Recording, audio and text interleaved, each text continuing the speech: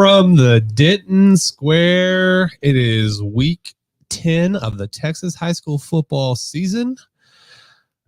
And this is the Denko Gridiron Show. We've got Darth Vader Lee Livingston over here today. What's up, Lee?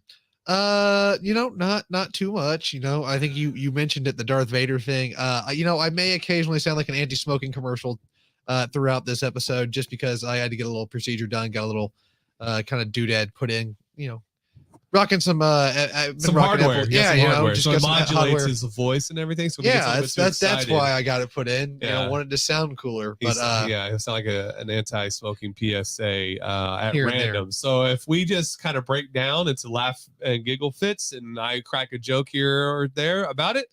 That is why.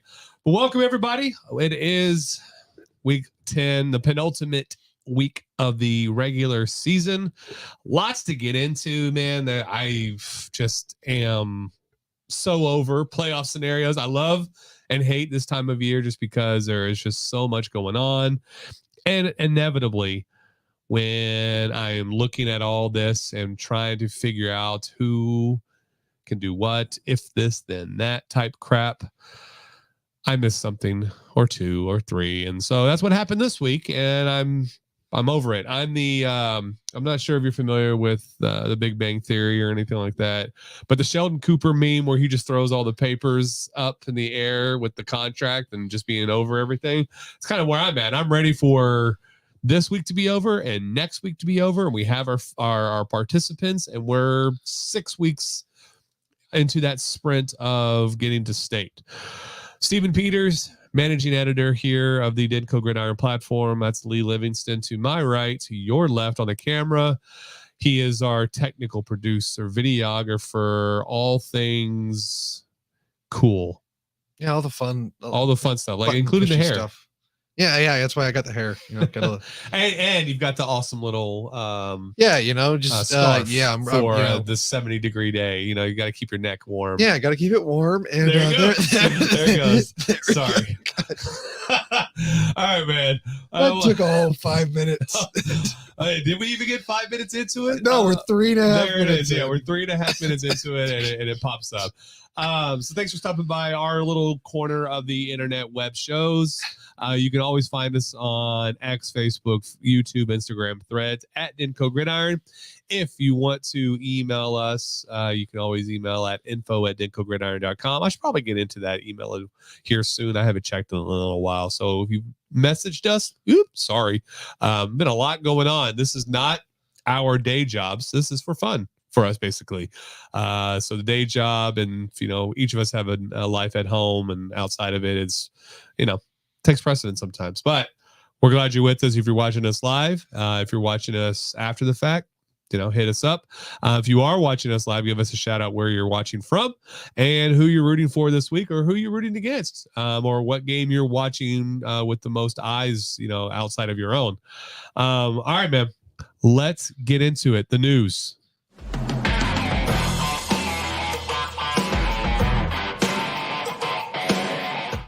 I can't lie. This might be my favorite time of the sports year because you have the overlap of all four sports. Basketball starts tonight.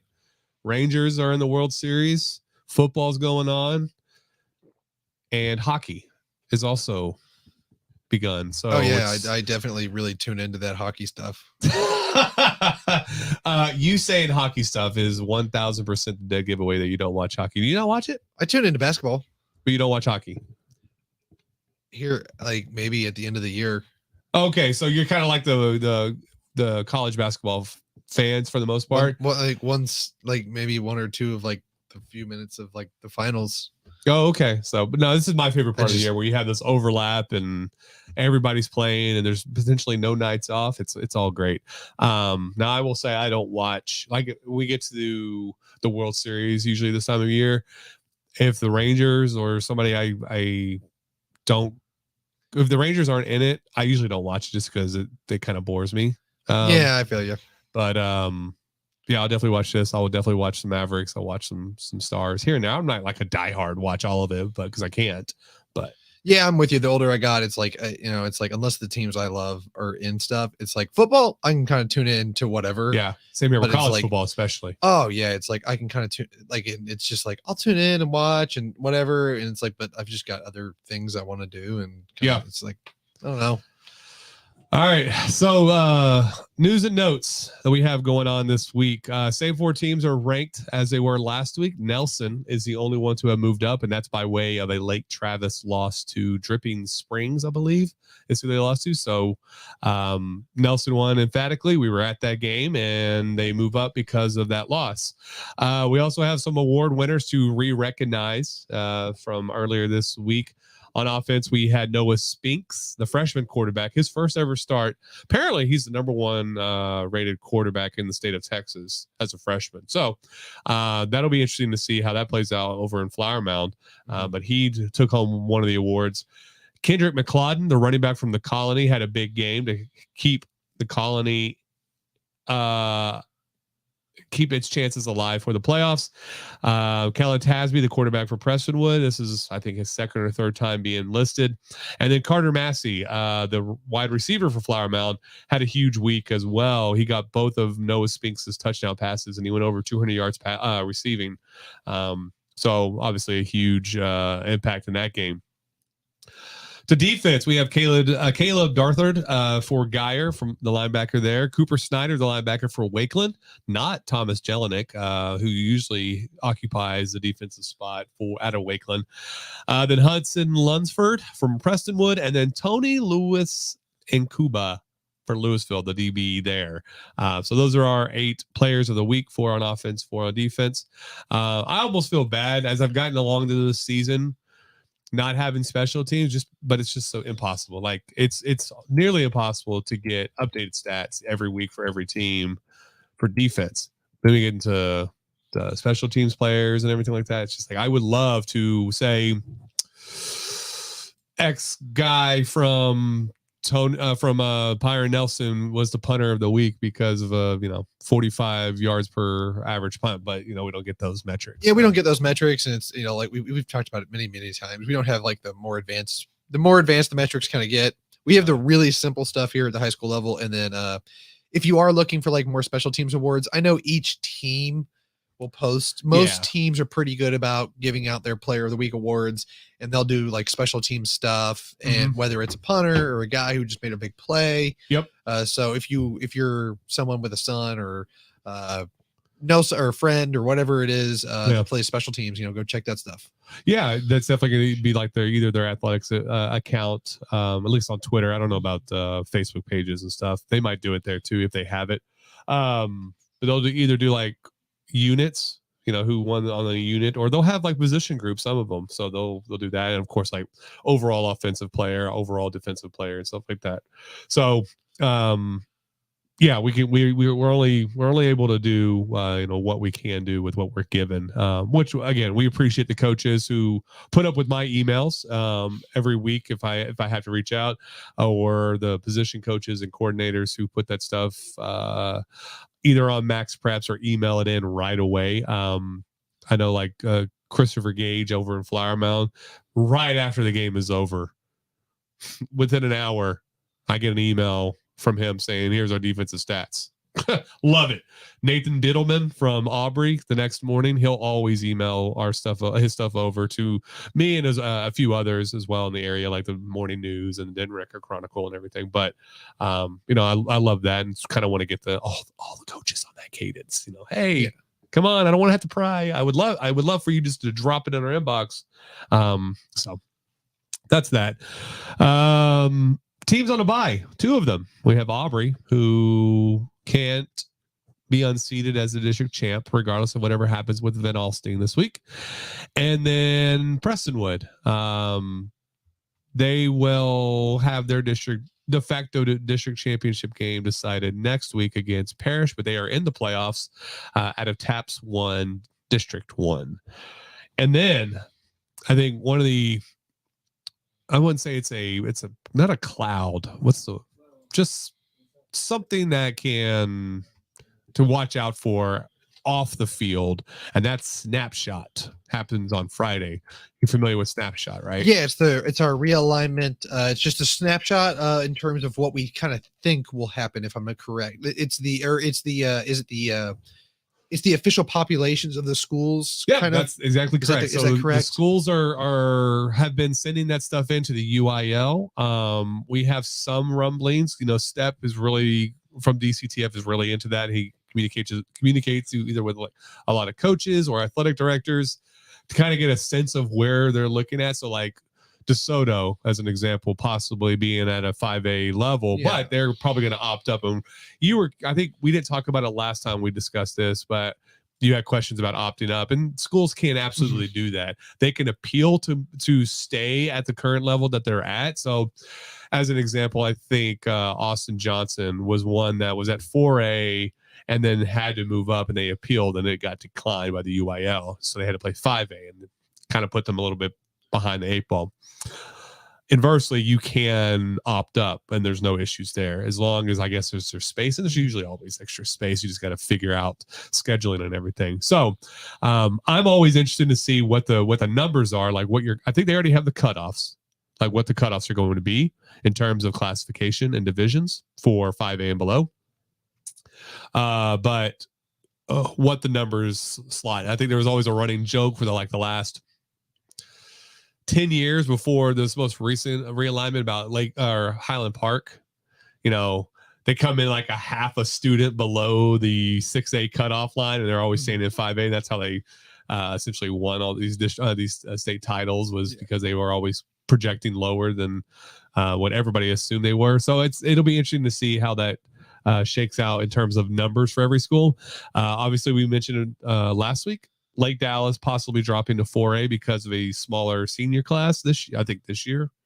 And then Panther Creek, I presume, is moving up to 5AD2. That's my guess, because they are a Frisco school, and it's just that whole area is so big, so it'd be tough to see them not. I wouldn't be surprised if they go to a 5AD1, just so they can have 2 Frisco only school districts. So I think that would eliminate Sherman from that equation, and they can go deal with Sherman. I mean, they're kind of out of pocket at that point. They would have to probably lump in with Denison, I think, and some other ones. So it becomes this puzzle piece. How does everything fit? It would make more sense for Sherman, to not have to deal with all the Frisco schools. And even from a competition standpoint, I think it's more fair for Sherman to not be dealing with. Yeah, but I don't know. Man, it doesn't really matter. It's all about just trying to. There's going to every district, every school district nowadays, it feels like, or the bigger the school district, when you look at it from like a Frisco standpoint, Denton, these school, or like even like a lot of these bigger school districts that have the 6A, 5A schools, it's all about, which of these schools can we designate as our go win a state title school? That's kind of like what I see in Frisco. They have so many schools. It's like, we can have 3 or 4 of these that we think can go win state title. Like, because I'm just saying, like, we've talked about it kind of off air. It's like some schools, like, they're gonna do what they can to kind of, they're jigsaw around in the district to keep certain players or whatever. Oh, there it goes. Sorry, I promise this will be the last time I laugh.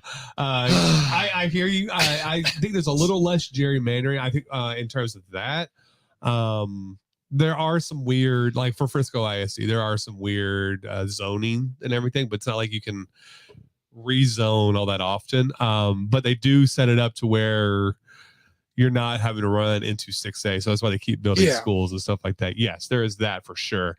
But to the other point, for the Shermans and the Denisons, or maybe Tyler or Abilene, there's always going to be these one-off schools that are just, they don't fit anywhere else. They've got to travel, and that's unfortunate. So probably sucks. Tyler Legacy will still be matched up with the Mesquite schools. It's just because there's no other 6A school nearby that they can play with.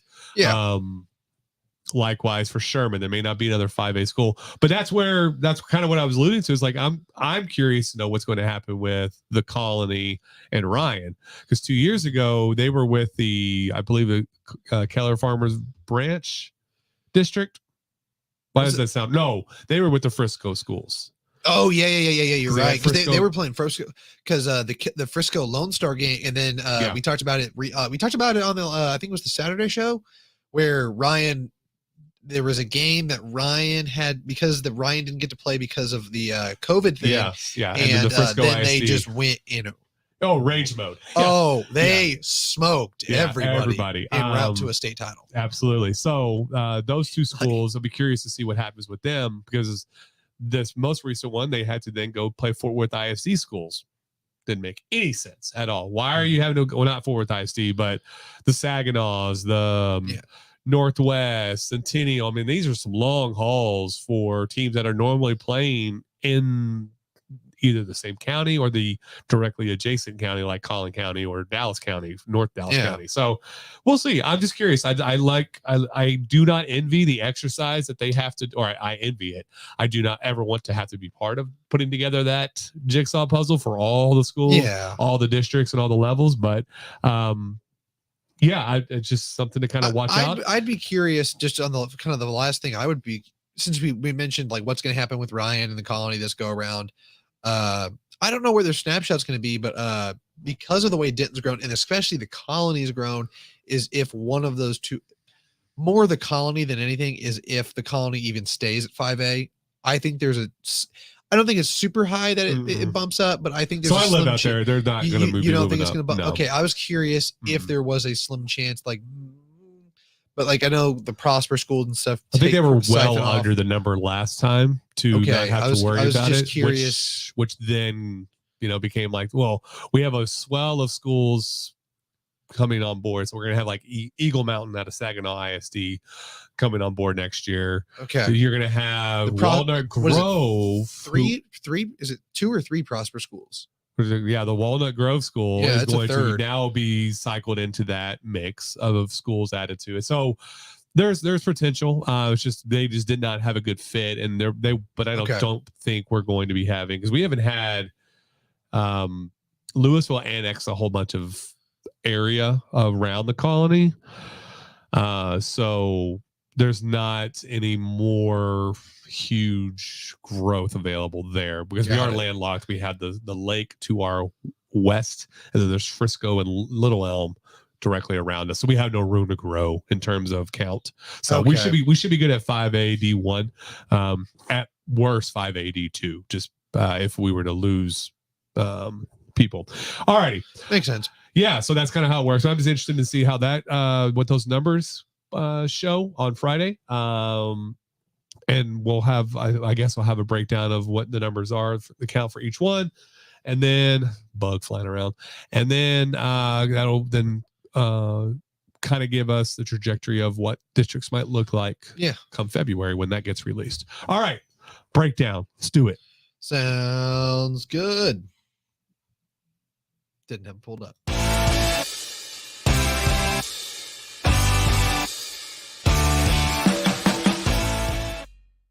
The little tabs pulled up. I was like, oh, wait, we're at the end of the. I forgot we were at the end of the segment. No, you're good, man. All right, so here's our breakdown.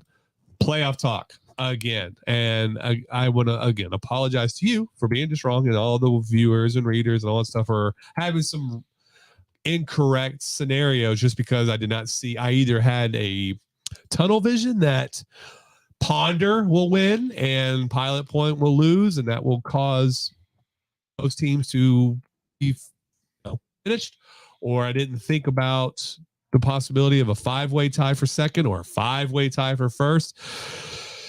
It's enough to make a man go insane, Lee Livingston.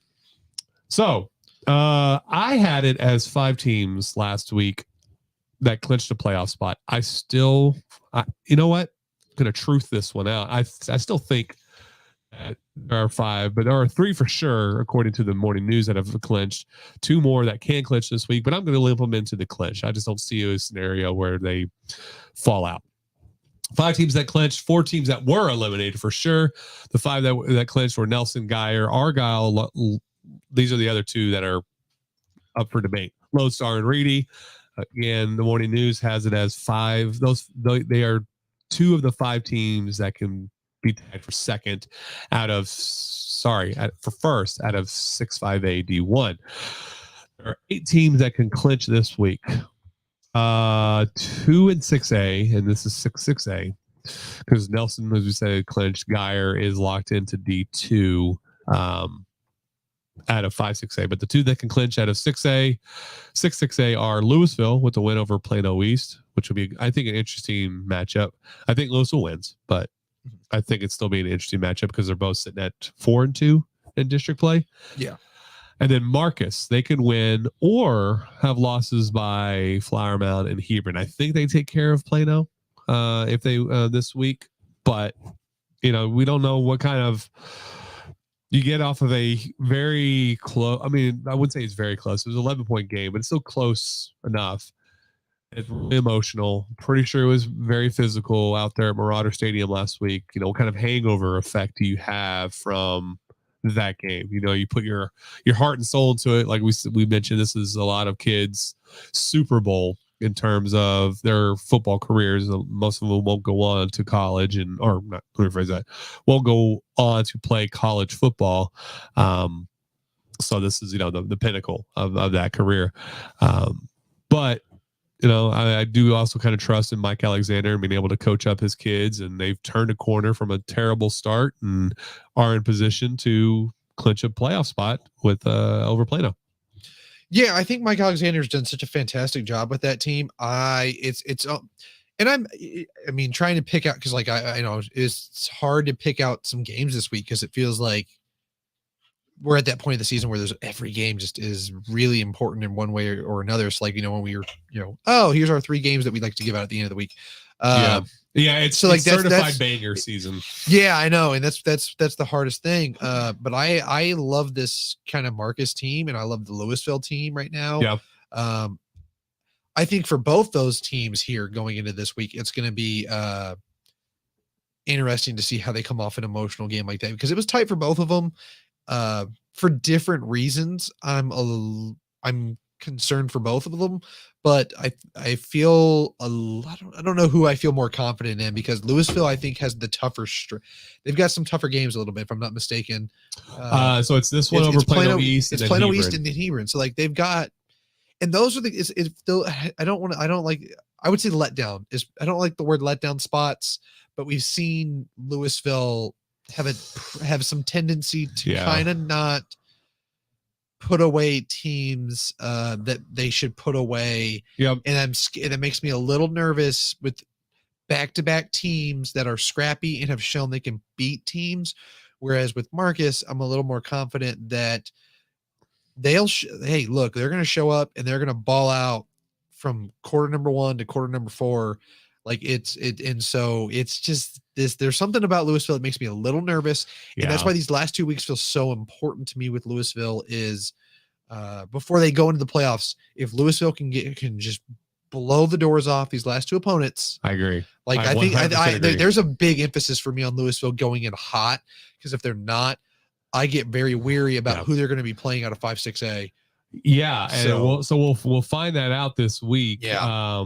When Allen and Prosper play, and then and Geyer and McKinney. So if Louisville finishes, if Plano East does not make the playoffs and Flower Mound and Hebron do, they will be Division 1 seed 2. Okay. Or seed 1. Sorry. I'd have to look at it again. Crap. Because Plano East is in there, and right now Louisville, this will determine that tiebreaker. If they're in, they would be Division 1 seed 1, and if whoever loses out of Allen and Prosper would match up that first round. Tough games, regardless. I mean, just absolutely insane game to have to play. If Hebron or Flower Mound get in, then that would make Louisville D2 seed 1. What did I just say? They would be D1 seed 2, and then they would play the loser out of Geyer or winner out of Geyer and McKinney. Still tough. Yeah, that's a foursome. That's going to be pretty tough, regardless. No matter what, but the matches are everything. Anything out of 5-6A is going to kind of stink for Louisville. For any of those schools. To be honest. Any of those schools out. Yeah. Not gonna. I'm gonna giggle every time it happens because it sounds very funny. But I think 5-6A is a cut above 6-6A. Minus maybe Coppell, and I'll be interested to see who they match up with as well. Yes. But I do think we may have come into the season overestimating 6-6A a little bit, and then underestimating. It feels like it. Underestimating 5-6A. But matchups are everything and that sort. So we'll be interested to see what happens there. I think you're right. I feel like we kind of underestimated. I think it was like, oh, Prosper feels like they're in McKinney. You feel like these two teams are gonna like they've played kind of to where we thought they would a little bit. Prosper's underwhelmed a little bit here early in the year. Sure. And the McKinney was underwhelming last week against Rock so like Hill. I don't think 5-6A has necessarily lived up to the hype that it did in previous years, but it's still better than what I thought it was going to be at the beginning of the season. And then 6-6A, I thought Louisville was going to take it home. Yeah. And I didn't know what to expect at 6-6A this year, to be honest. Fair. I thought it would be a runaway for Louisville. Coppell would be in there, and then Hebron would have improved. I didn't know what Coppell was going to be because I hadn't kept up with them. But right now, I feel like Coppell's a team, and they're not a team we cover, so I don't want to spend too much time on them. But they are a team, and the only reason I'm going to bring them up is because they might match up with like guy. Well, no, they wouldn't match up with any of the teams we cover. So, or I guess maybe later in the playoffs. There's a lot. They're in 6-6A, so I guess I'll just mention them. But they're just an interesting team to me because of the way they play and what they've done. Like they've just massacred some teams in a fashion. Including Louisville. Yeah, and that's where it's like I don't know if that was just Louisville had a bad night or if Coppell was just on it. I don't know. Coppell they had two games that their two worst games, like their worst games of the year right now. It's like Marcus. Well, even the worst game that they've played to me, it was at the beginning of the it was at the beginning of the year, and they won those games. Which it's like it's really hard to look at a team and be like, all right, your worst games you won. Yeah. Like that's the thing that Louisville has not yet done for me, where it's like, oh, you played poorly here and you won the game. That's the difference to me between Coppell and Louisville these last two seasons. Is Coppell's winning games when they don't play well. Yes, like that's absolutely. And that's the thing I need Louisville in order to take that next step. When you play a team that's below your tier, even if you don't play well, you come out with a dub. And that's where, like Dallas a few weeks ago, we saw them play down against Memorial, still came out with a dub. Yeah, right. And then they beat Emerson. Yeah, for sure. So no, you're 100% accurate on all of that. So it'll be interesting to see what the matchups look like come playoff time, and of course, it's kind of like how all these teams that can clinch this week, and we'll go through the rest of the 5A and 3A, how they go into the playoffs, because that's one of the points I want to talk about when we get into Northwest. In my 3 games to watch this week, is how you finish out the season. Louisville is exactly that, and I hate to harp on it, but I think it all starts to me with Ethan Terrell. Byron, I think, is Byron. You know what you're going to get. He's a known commodity. But Ethan, last week against Marcus, only 39 yards passing. They don't have the most ridiculous secondary, but to only complete 5 passes and get 39 yards passing. I mean, you added 40 some odd yards rushing, but I mean, still, like, you're going to go play D1 at Boise? Or no, Jackson State, I think is where he's going. It's still D1. You got to come with it, man, more consistently than you are. I want to see that out of you. So, all right. So Louisville can win or can get in with the win. Marcus can get in with the win or losses by Flower Mound and Hebron. Over to 5A. I had Northwest pegged as a team that I thought a clinch last week. They did not, apparently. They can get in with the win over Centennial. This is a toss-up game next year, or this from last year as well. Ryan can get in with the win over Brewer and the Colony loss. Wakeland can get in. We were talking about Sherman. They can get in with a win over Sherman and a Heritage loss, and that also helps settle potential tiebreakers there as well a little bit. Lake Dallas clinches with the win over Independence, which I think we all think is going to happen, especially after this is one of those trap games, though, type mentality. You just had a very emotional win in the comeback type of way over Emerson, who, again, a couple of weeks ago felt inevitable as a contender in 5A. Now you're playing a very bad Independence team. you can feel a sense of drop off.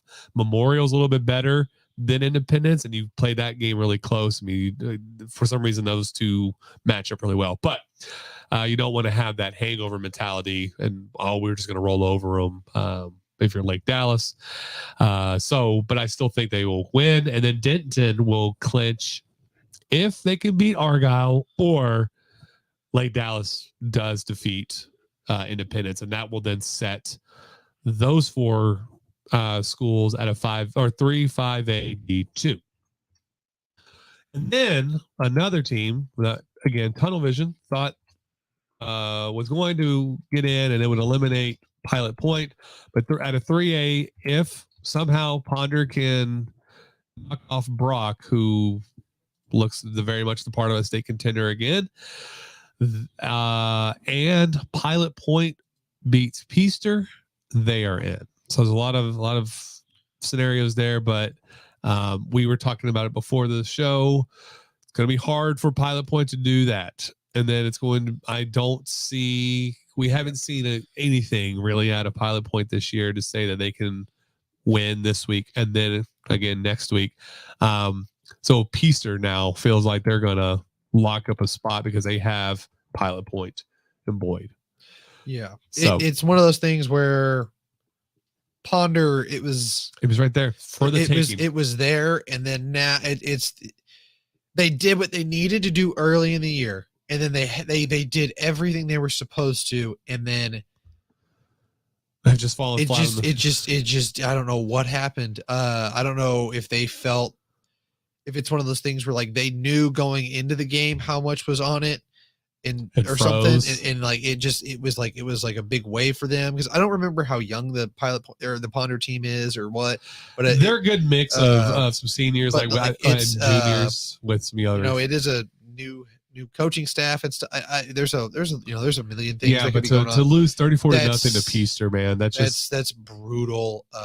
So they need a win in one of these last 2 weeks, which is against Brock and Whitesboro, and Peaster to lose in one of its last 2 weeks, which are going to be against Boyd and Pilot Point. The route for Peaster is much easier than the route for Ponder right now. It's I mean, could Peaster lose? Yeah, they could. I'm not gonna say no. They can't lose either of those last 2 games. I mean, Peaster's proven it can. I don't mean that's a little mean to Peaster, but I think it could. That district as a whole, when you look beyond the 3 teams beyond, because it's Brock. Let me double check real quick. Paradise and Whitesboro. Yeah, those are all teams that here in the last decade have made some pretty substantial runs and have shown themselves to be pretty good programs at that level, at that 3A level. Everything else below it, it's it's like these last 2 weeks could be kind of weird for everyone. Would I gamble on Pilot Point or Ponder necessarily getting that 4th spot? No. Would I be completely shocked if Ponder took it? No, because I'd be shocked if Pilot Point was able to grab it. But Ponder getting it, I don't think I'd be totally shocked, just because of the way things have kind of gone with those teams towards the and that 4th spot down, because they've kind of beat each other up a little bit in that district. Those 4 teams down, not the big dogs up top, are a little different. Yeah, I just definitely feel hard that Peaster definitely does have the inside track, even though they are a game back of Ponder. It's just I'm looking at their schedule. Yeah, you beat up Pilot Point 70-3. Okay, we know that Pilot Point is just not a great team this year. It's definitely a rebuild, and hopefully Coach Adams over there has the plan in place. They get more kids into the program to want to play and everything like that. And it's we're not once again looking for a new head coach in the offseason. But then you only have a 6-point win over Boyd, who is 1-8 and 1-4.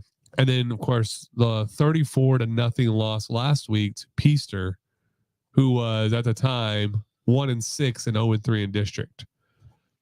Those are some shaky results going up against now Brock, who then, like I said, in a top 10 matchup against Paradise, handled Paradise easily.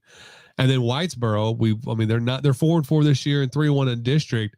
Haven't been the team that they have been in most recent years, but I still think a cut above Ponder. So it's just, man, we were over here rooting for you, Ponder, and he just to know what Brock's kind of done. They're 4-0 in district, Paradise 4-1, but Brock, they bet Paradise team they beat is 8-1. They were undefeated prior to that game. You mentioned the top 10 matchup portion of it.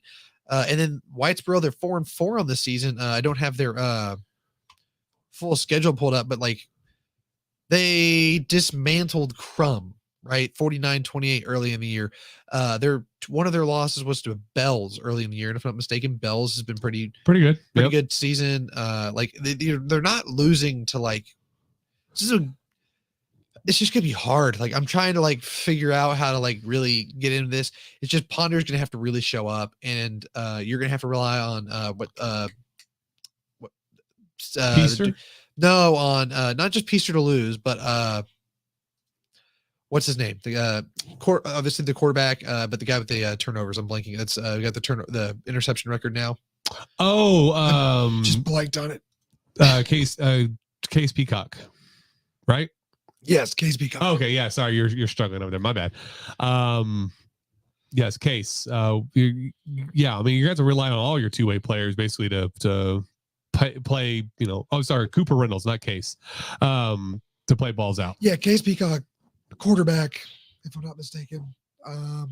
No, he's a receiver. It's Tyson Prince is the quarterback. Okay, Tyson Prince, quarterback, Case Peacock, receiver. All right, trying to wrap my head around it because it's been a minute since I've gone through all the Ponder statistics and stuff. Sure. I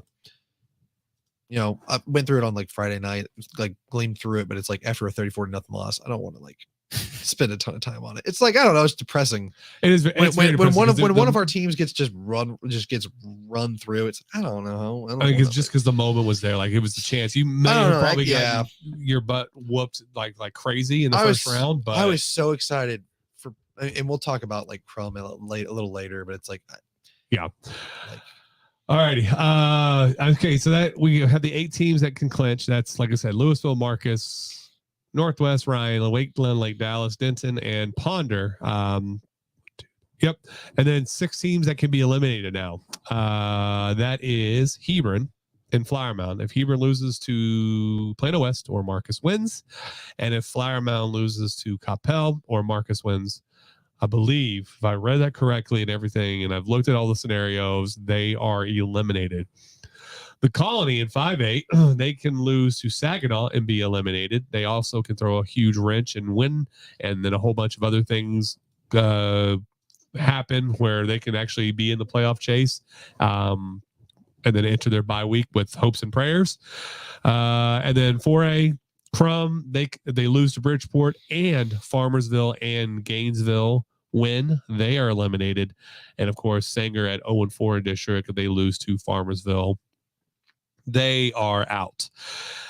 And then the last team in 3A, Pilot Point, they lose to Peaster. They are eliminated as well. So that's kind of the news and notes breakdown. We have the teams that can clinch, the teams that can be eliminated, the teams that are already in the playoffs. There are still some work to be done in terms of seeding. You can read all of that and more at DenkoGridiron.com. Everything's bigger in Texas. Yeah, I know. Everything's bigger in Texas, especially Texas high school football. We're entering our 7th season with the Denko Gridiron platform. We started this 7 years ago, right across the street at West Oak Coffee Bar. Just an idea to bring content directly wherever you are. Be a part of the community. Join us. Help our contributors to tell the stories each and every Friday night throughout the season. Talking your town, your team. All right. Hey, thanks, John. As you said, you can always partner with us. You can always reach out to contribute. That's at info@denkogridiron.com. Of course, our socials, we do take direct messages on Facebook and through X, Twitter, Birdie thing. Yeah, you can hit us up at Denko Gridiron, or you can hit Steven up at I Am Speeders. You can hit me up at Lee Livingston 13. Yep. He doesn't answer to his messages though, so just don't worry about him. No, I love the work that you put out in terms of the videos. I like the Denton running backs that you put out. Oh, thank solid. I haven't had any. I just love the work you're putting out, man. I appreciate it. And it's gonna suck if and when we lose you from this platform and you go off to do bigger and better things out in New Mexico. Appreciate as you're it. playing with atomic bomb parts and everything. It's the hope, I just want to build giant bombs. There you go. All right. So we had our news, we had our intro. Now we get into the portion of the show where we start talking about games that we're paying attention to. Lee, your top 3/4 games that you are watching this week outside of the one we're going to. So for me, I've got 4 games in this, quote unquote top 3. The top 2 for me are really exciting. It's Nelson versus Carroll. Byron Nelson versus South Lake Carroll, to be a little more specific there. It's a district title game. I don't know how else to I don't need to pitch you any other way. Byron Nelson has just slacked every team they've played. Have they played the toughest competition throughout the year? No, but they've done exactly what you're supposed to do to the teams they've played. I don't know. They haven't, they've said, no, you're not even remotely on our level. Stay here. And the games are done at halftime. And they look awesome. I think there's a few worries maybe in terms of some turnover stuff, the way Thomas Von Groot was kind of throwing the ball around a little bit last week had me a little worried. Some of the throws he made, which some of them were it was a little careless, and I don't know if that's because of they're playing Keller Central or what it is, where he's taking some risk that maybe that will bite him in the butt next. Yeah, they're gonna bite. They'll bite you in the butt playing teams like South Lake Carroll, and when you play against any playoff team, right? Oh yeah, those moments they'll come back. You can't get away with it, and that's the margin of error becomes a bit smaller in terms of being able to throw those. There was one that I remember specifically, and I was going to 14, and I want to say that is Landon Farco on the short side, at least closer to the press box, triple coverage. I think I was right there actually. And he got tipped, and I'm like, you can't do that. I know you're trusting your arm, or maybe you're trying something, or it was a one read and throw, but you've got to pay attention to who's around him because I think just even a few yards away from Landon, there was another receiver. So you already had 2 assigned defenders, and then you had a charging safety into that that slants short route area, and it was three guys. It was a bad pass. No way. Yeah, I think it nearly got picked off, if I'm not mistaken. I think it might have hit the defender right in the hands. Yeah, it might have. I remember this play. I was right in front of it or right behind it. So maybe there was a couple plays that happened similar. But the Nelson Carroll game, just obviously extremely excited for it because it's going to be the first really big test for Byron Nelson. Yeah, but they're going to be amped up for it. We talked to the coaches and players after the game. They are so pumped up because this is their shot for the district title, their first one ever. They have to go through Big Bad Carroll. I think they are going to come out so pumped up for this game. And I forget. Let me double check real quick where the game is at. Do you know? It's at Northwest ISD. It is at Northwest at home. So it is at home. It will be rainy again, like it was last year. So there might be potential for lightning delay, like last year. See, that's what I think. I don't know how much you can attribute what happened last year to the rain. Could be all. It could be everything. Could be nothing. But they might have been really pumped and get all the testosterone and juices flowing, only to have to wait a couple hours, and then you lose that, or the energy zaps from you and everything like that. And they didn't look sharp to start, and that could be, you can still be very pumped and it could still come back to bite you. So you have to play with that controlled emotion. Yeah. And again, that margin of error, now you're going against a state juggernaut who could easily get to the 4th, 5th round of the playoffs this year. Again, they're going to make you pay, whether it's, blown assignments on defense or trying to thread the needle against 3 defenders. So this will be definitely interesting, but kind of like you said, they've taken care of the business. They've had to. Their closest game was a 31-10 win over Braswell. That was shortened because of the rain and lightning. I think it looked well on their way to being another 40-point win there. So They've done the exact opposite of what Louisville's done in terms of taking care of business. But now you have your true test. This is where you show yourself. Are you a team to really, make a charge, or are you just still that cut below? We've talked about that with a lot of teams, so it'll be fun to watch. I think that team wants it really bad. The biggest thing for them is I do think that defense is better this year than it's been previous years. And that's what, a little worried about the offense being so fast paced that defense maybe your defense is going to be on the field so much. But I think the defense is so athletic and stuff that they're going to be able to go create turnovers, and that defense is built to go get turnovers. It's similar, you think of like Kansas City. Why does that Kansas City offense able to play so fast paced and the defense doesn't really get worn out? Well, it's a big play defense. They're not trying to go out and slow you down and stuff. They're built to go get sacks. They're built to go get to go just find the ball. Like, that's what it is. It's a ball hawk type of defense, and they're great at it. So, I think that's what they're going to do. And I don't know. I think they're going to at least give Carroll some trouble throughout the game. I think Nelson can win this game. I'd be shocked if this is a blowout. I don't see that happening, to be honest. Yeah. I don't see it being a blowout. And to be a blowout is 21 or more. But I do see it I could easily see it being in the 7 to 15 range or whatever in terms of final score. Just again, because Carroll's done this, been there and done that. They've got a state title winning coach. Yeah, he didn't coach to win, but he played and got to state title, so he knows the route. He knows what it takes to get to a state title game, and he lost to his dad a couple of seasons ago. So, this is your barometer if you're Nelson. Yeah. So for me, if I was setting a line, I'd say it's Carroll at 7.5. I think they're 7.5 point favorite, but that's just my own personal line. I do think Nelson has a great chance to come out here and pull off an upset. All right, so on to my next game, Louisville versus Plano East. I kind of talked about it a little bit before. I just want to see Louisville go hot into the playoffs, and it starts here, these last 2 weeks.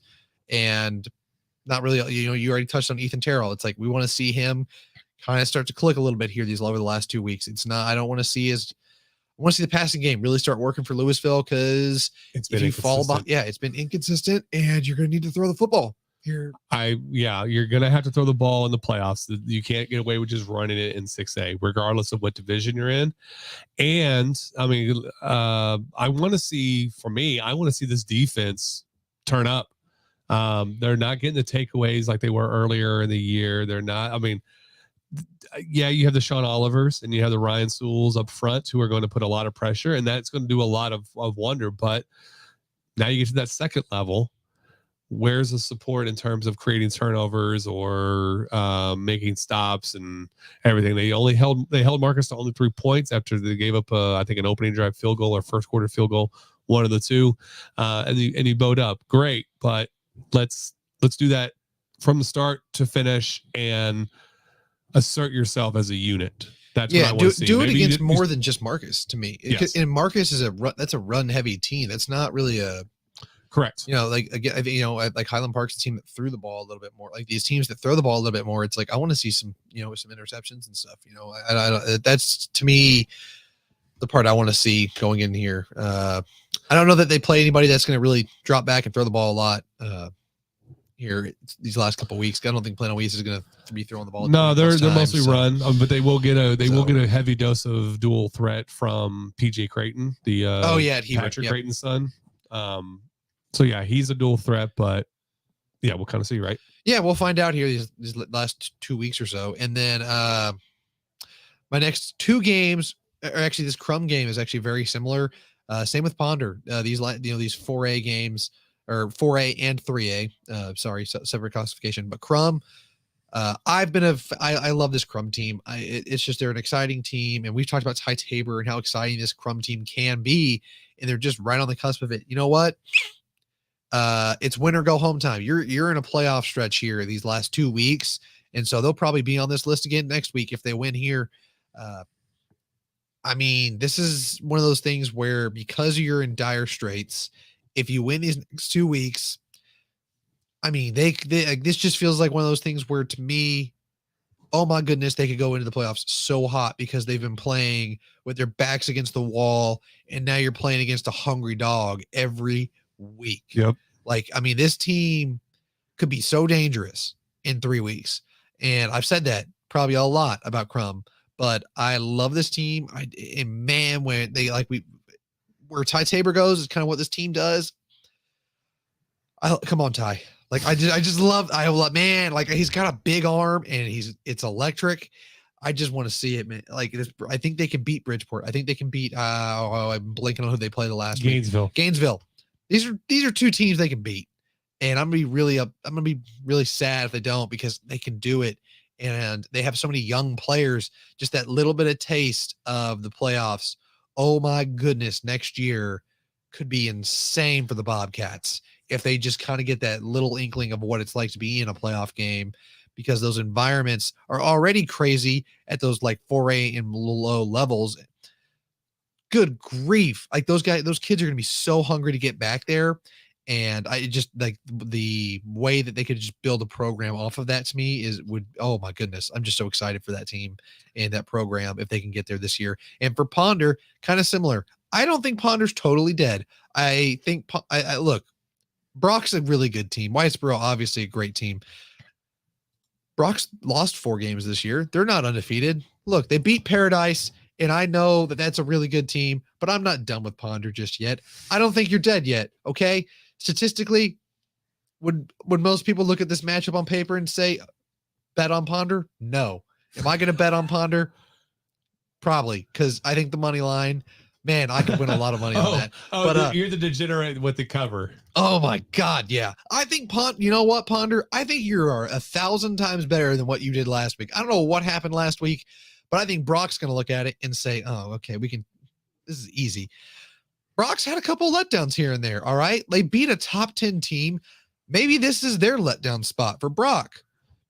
Look, Ponder, you're better than what it was last week. You are a good team.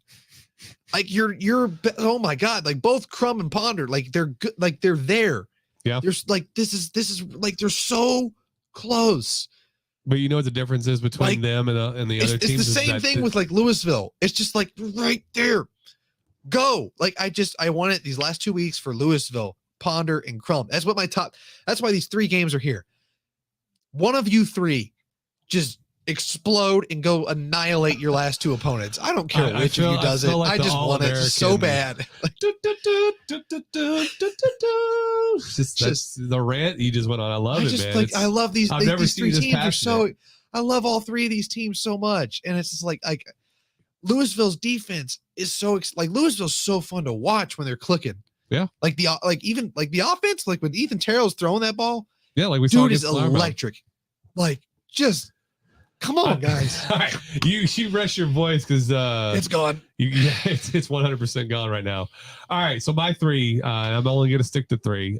Northwest versus Centennial. So I alluded to this earlier when we talk about teams, getting toward the end of the season. We're in the exact same point this year that we were last year for Northwest, and it started with Centennial. You don't want the same thing to unfold as last year. You lost by 1 to Centennial, and it began a stretch of 3 straight to end the season. That was losing to Centennial, losing to Ryan, and then losing to Midlothian in the first round of the playoffs. You win here, your road forward looks much stronger. You have that monkey off your back. You're probably going to be the 2 seed if you win here, maybe the 3 if you lose to Ryan.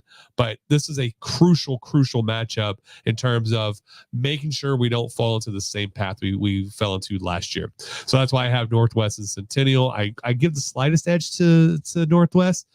Just because they want to avenge what last year happened, and I'm riding with Ife and Nate Jean over there. I think that team's clicking. I'm with you. Yeah, 100%.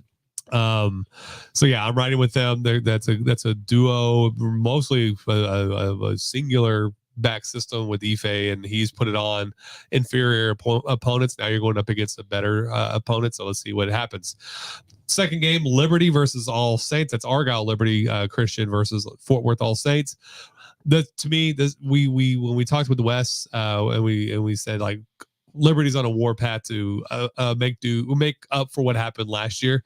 This, I think, is the game that they had circled on the calendar to say this is where this is the team that we have to absolutely demolish.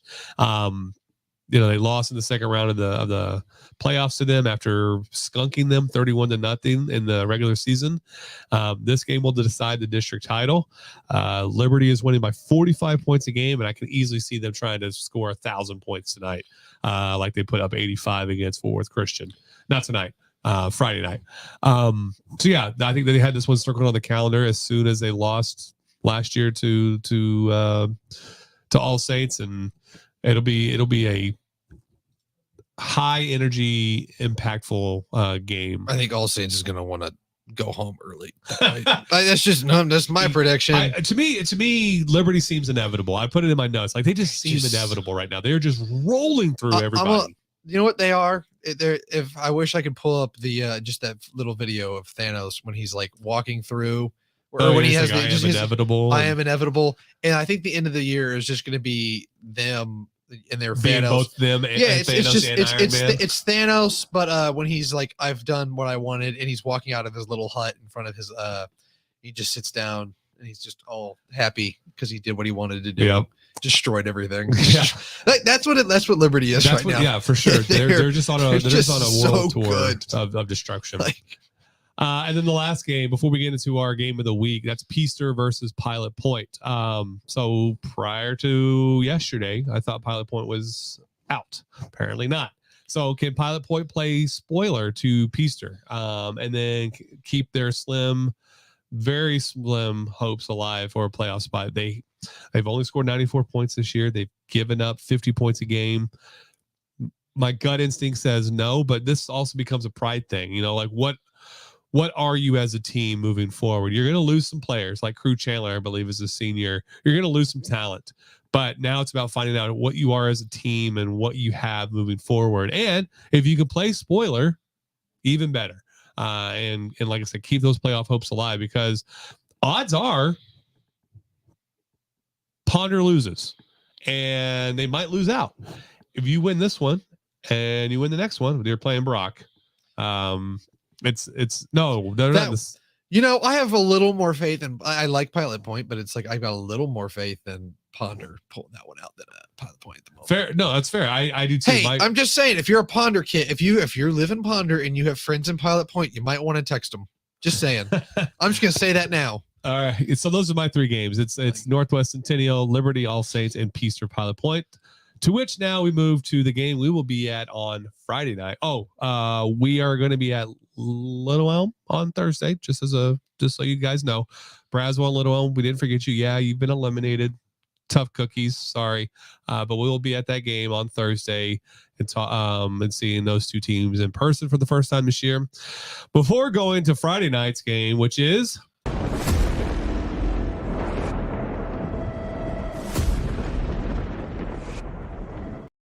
McKinney, Guyer. We were debating on which one to go to, whether it was South Lake Carroll and Nelson or Guyer and McKinney. We ultimately settled on this one. I think it's a good 1B. If it's at least, it might be the 1A of the week. But we've got who gets the top seed out of District 5-6A Division 2. That's what's up on the line in this one. Guyer has owned the series the last 3 years.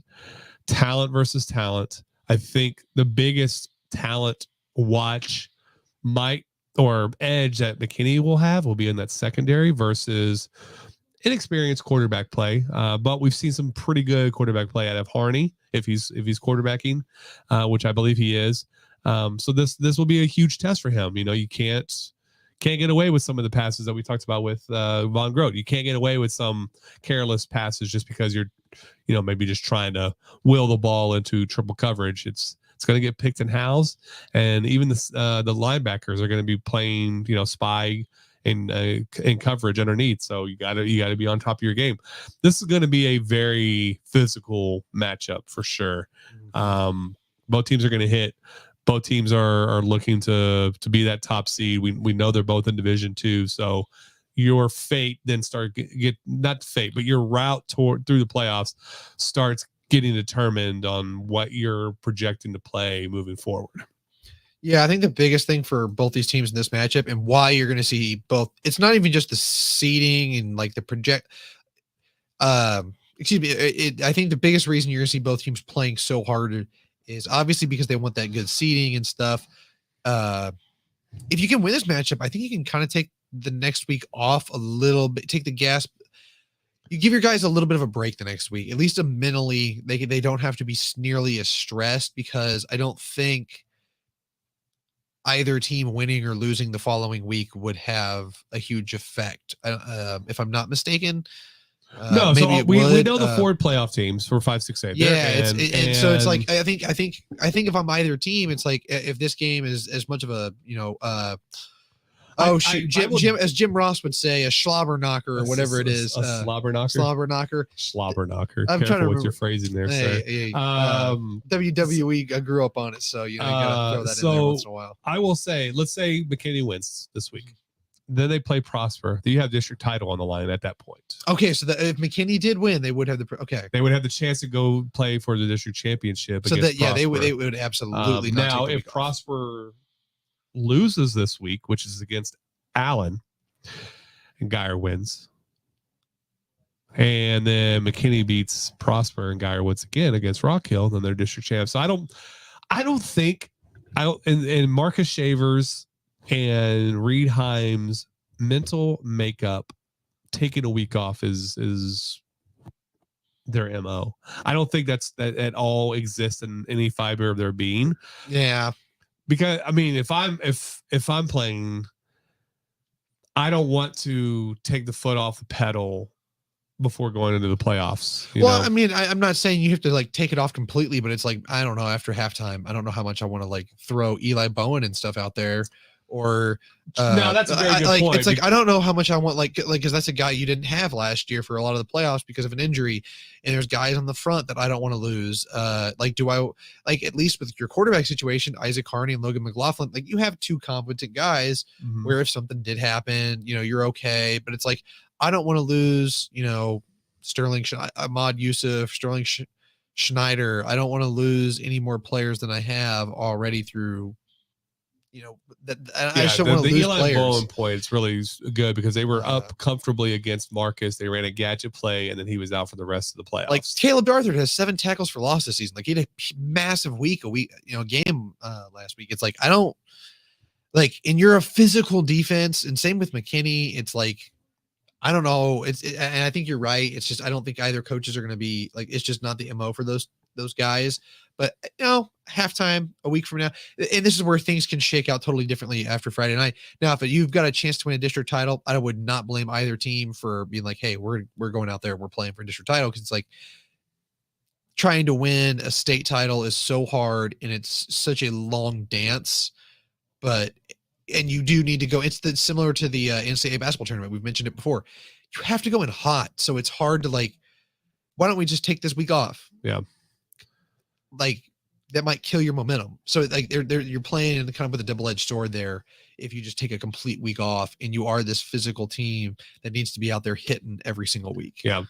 No, this is where, the teams like, let's say the Colony, if they get in, having that bye week in week 11 is huge. Like a couple of years ago when I was covering the beat for Geyer for the Denton Record Chronicle, Webb was adamant about, keeping that week 11 bye week because you run through your season, you're really good, you've made the playoffs, now you rest up for a week.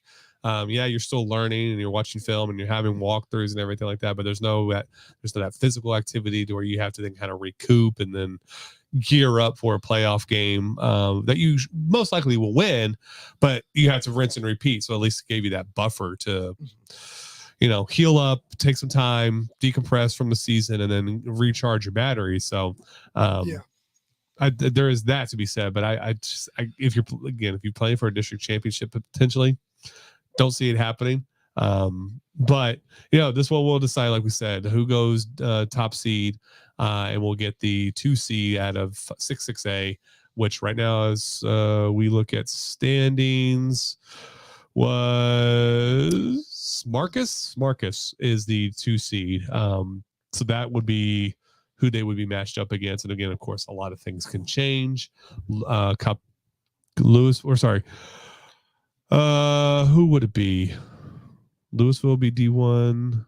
and Capel would be D1, and then another team could be D2 if they make it. So there's a lot of variables there. So yeah, Guyer McKinney, that's at Collins, 7:00 on Friday.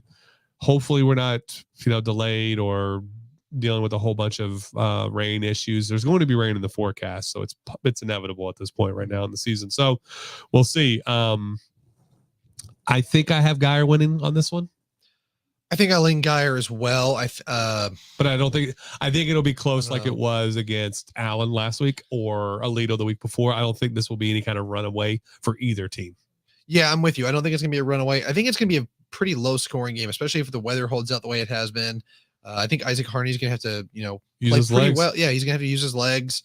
And then I think we're going to see a lot more of a running game from both sides. If that weather kind of holds out the way it has, but if it, kind of dries up a little bit, then we'll see both teams try to take maybe a shot or two downfield. Yeah. But I think this is going to be just a really big defensive showdown between the two, and they're going to try to just waylay the other two, kind of into another portal or another dimension every single play. I think the team that's willing to take some shots downfield, I think that'll be a big one. Or a big advantage, because I think when you play against a defense that's really, really good and has these high caliber players in the secondary and stuff or up front, sometimes teams get a little hesitant. I think Guyer, just with their experience and going into the playoffs and stuff, they're going to be willing to, and Coach Himes' experience, making those deep runs, they'll be a little more willing to take some shots and take some risk. And in games like this, I think that bodes really well for Guyer. Yeah, for sure. I think what comes down to is playing clean football. So if the team is able to avoid the turnover bug, and then take advantage of your defensive unit being able to capitalize on a turnover or opportunity, I think that's going to be the big deciding factor in this one. I don't expect it to be what it has been in years past, where it's Guyer winning 55-35 or 42-32 or whatever the case might have been in years past. I think we're looking at maybe low 30s to mid 20s or so for both teams, and hopefully it's a fantastic game. I don't want it to be a lopsided win, and if it is, it goes for Guyer. That's what you want. But I would be very surprised if this is a lopsided win, and if it is, I don't think it'll be like a complete runaway. I would think it'd be more like a 21-28-7 type thing, where one side just controls the clock all night. Yep. In that sort of scenario. Sure. I just have a hard time. I think this is going to be a little bit more of a slow paced game, where maybe I don't think that we're going to see a ton of breakaway plays. I think we're going to see both teams try to control the clock a little bit more. And I'm factoring the weather a little bit too much. If we get a break and it's not raining while the game is going on and it's not like a total tsunami down there, that might change. If it's just a drizzle, I think both teams are going to be willing to take some more shots and open up their playbook a little bit more. But I think weather is going to be a huge factor in what these teams try to decide. That's for every team. Yeah. And this week, because if I'm recalling correctly, it's supposed to be fairly heavy rain. Or is it just the lightning that we're kind of talking about? I don't remember. Yeah, so it's lightning delays is always a concern, obviously. Yeah, obviously that's always the most annoying thing. It's more from a gameplay perspective. It's wind always going to be the thing that changes your passing game the most. In terms of what that statistically at the NFL level, I know that has a bigger factor on the over under than anything else. Interesting. And I believe so. Yeah, it's once you get like beyond 20 miles an hour. Team, you can't it's just you're not able to throw the ball quite the same. That makes sense. And then there's a certain amount of inches in rain that like teams they're fine, and it doesn't change the game at all. It's all weird. Interesting. Man, we did it. Yep. Another preview show in the books. Any parting shots for our viewers live? Don't smoke or you'll sound like me. It's a perfect ender. All right, Stephen Peters here, Lee Livingston. Got a terrible week this week in terms of games.